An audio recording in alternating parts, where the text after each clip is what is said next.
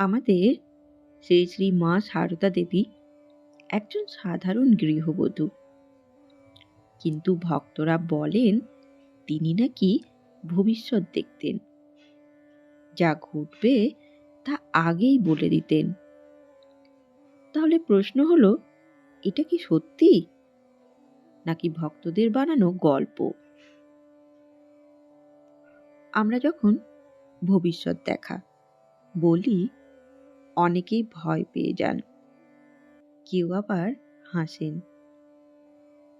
কিন্তু শ্রী শ্রী মা সারদা দেবীকে যারা কাছ থেকে দেখেছেন, তাদের জীবনের অভিজ্ঞতা বারবার উঠে এসেছে একটাই কথায়: শ্রী মা সাধারণ ছিলেন না, তিনি ছিলেন মাতৃরূপে ঈশ্বরের প্রকাশ। তাহলে এখন প্রশ্ন আসে, শ্রীমা কি সত্যি ভবিষ্যৎ জানতেন? তিনি কি ভবিষ্যৎবাণী করতেন, নাকি এটা ছিল তার অনুভূতি শক্তি, তার মাতৃসুলভ অন্তর্দৃষ্টি, নাকি সত্যি ঈশ্বরী যোগ দৃষ্টি? আজ আমরা তিনটি স্তরে বুঝব। শাস্ত্র অনুযায়ী ভবিষ্যৎ দেখা সম্ভব কি? শ্রীমা সম্পর্কে ভক্তরা কি কি ঘটনার সাক্ষ্য রেখেছেন? এছাড়া মা নিজে এ বিষয়ে কি বলতেন? তাহলে চলুন সবার প্রথমে জেনে নিই, শাস্ত্রে ভবিষ্যৎ দেখা আছে কি? শাস্ত্রে বলা আছে, যদি মন সম্পূর্ণ শুদ্ধ হয় এবং ধ্যান গভীর হয়, তাহলে মানুষ অন্তর্দৃষ্টি লাভ করতে পারে। যোগ শাস্ত্রে এমনই ধারণা আছে। ভবিষ্যৎ জানা নয়, বরং কার্যকারণের ধারা বোঝা। অর্থাৎ একজন সাধক কারো মন কর্মধারা দেখে বুঝতে পারেন আগামী দিনে কি হতে চলেছে। আর ঠাকুরের কথাতেই আমরা পাই, মন শুদ্ধ হলে সবই ধরা পড়ে। শ্রীমা ছিলেন চরম শুদ্ধতার প্রতিমূর্তি, তাই তার পক্ষে এই অন্তর্দৃষ্টি থাকা অস্বাভাবিক নয়। কিন্তু এখন আসছে সেই বাস্তব ঘটনা, যা শুনলে আপনি বুঝবেন ব্যাপারটা শুধু অনুমান ছিল না। একবার এক ভক্ত খুব কষ্টে পড়েছিলেন।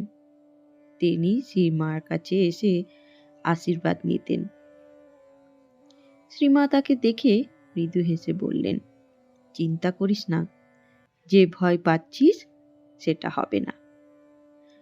ভক্তের চোখে জল, কারণ সে কাউকে বলেনি ভেতরে ভেতরে সে কি ভয় পাচ্ছে। এখন প্রশ্ন, শ্রীমা জানলেন কিভাবে?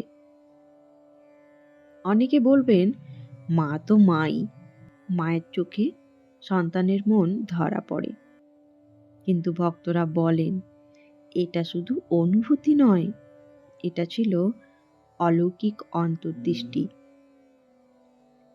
চলুন আরেকটি ঘটনার মাধ্যমে বোঝার চেষ্টা করি। শ্রীমার জীবনে অনেক ভক্তের এমন অভিজ্ঞতা আছে, যখন কেউ বিপদে পড়তে চলেছেন, শ্রীমা আগের থেকেই সতর্ক করে দিতেন, ওই দিকে যাস না, আজ এটা করিস না, এক্ষুনি বেরোতে নেই। আর পরে দেখা গেছে সেই কাজটা করলে সত্যিই বিপদ হতো। এখানেই রহস্য। শ্রীমা কখনো নিজেকে ভবিষ্যৎ দ্রষ্টা বলেননি। তিনি শুধু বলতেন, মা আছে তো, ভয় কিসের? চলুন এবার আসি সবচেয়ে গুরুত্বপূর্ণ অংশে। কারণ অনেক জায়গায় আমরা দেখি লোকেরা ভবিষ্যৎ জানাকে ব্যবসা বানিয়েছে। কিন্তু শ্রী শ্রী মা সারদা দেবীর পথ ছিল সম্পূর্ণ ভিন্ন। তিনি ভবিষ্যৎ জানার চেয়ে গুরুত্ব দিতেন চরিত্র গঠনে, নাম জপে, ভক্তিতে, ঈশ্বরে আত্মসমর্পণে। তিনি বলতেন, সব তার ইচ্ছা, মা আছেন। অর্থাৎ ভক্ত যেন ভবিষ্যৎ নিয়ে না পুড়ে, ভক্ত যেন বর্তমানে ঈশ্বরকে ধরে। চলুন এবার আসল সত্য, শ্রীমার ভবিষ্যৎ দেখা আসলে কি। শ্রী শ্রী মা গণকির মতো ভবিষ্যৎ বলতেন না। তিনি তুই কবে ধনী হবি এমন ভবিষ্যৎবাণীও করতেন না। তিনি কখনো মানুষের কৌতূহল মেটানোর জন্য কথা বলেননি। তার বদলে তিনি বলেছেন, যখন কারোর জীবনে সত্যিকারের বিপদ, যখন কারোর জীবনে সত্যিকারের সংশয়, যখন কারোর জীবনে সত্যিকারের যন্ত্রণা, তখন শ্রীমা অন্তর্দৃষ্টি দিয়ে বুঝতেন এবং মায়ের মতো আশ্বাস দিতেন। এটাই ছিল তার অলৌকিকতা, যেখানে অলৌকিকের মধ্যে লোক দেখানো ছিল না, ছিল শুধু মাতৃত্ব। বন্ধুগণ, তাহলে উত্তর কি হলো? হ্যাঁ, শ্রীমার মধ্যে অন্তর্দৃষ্টি ছিল, কিন্তু সেটা ভবিষ্যৎ দেখার খেলা নয়। সেটা ছিল মায়ের চোখ, যে চোখে ঈশ্বরের করুণা বাস করত। আজ আপনার জীবনেও যদি দুশ্চিন্তা থাকে, ভবিষ্যৎ নিয়ে ভয় থাকে, শ্রী শ্রী মা শারদা এই কথাটি মনে রাখবেন, মা আছে, ভয় কিসের। এবার একটি প্রশ্ন, আপনার জীবনেও কি এমন কোনো অভিজ্ঞতা আছে?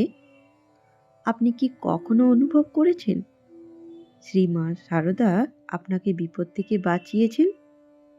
যদি হ্যাঁ, তাহলে কমেন্টে লিখুন, আমি অপেক্ষায় রইব। ধন্যবাদ, ভালো থাকবেন। জয় ঠাকুর, জয় মা, জয় স্বামীজি।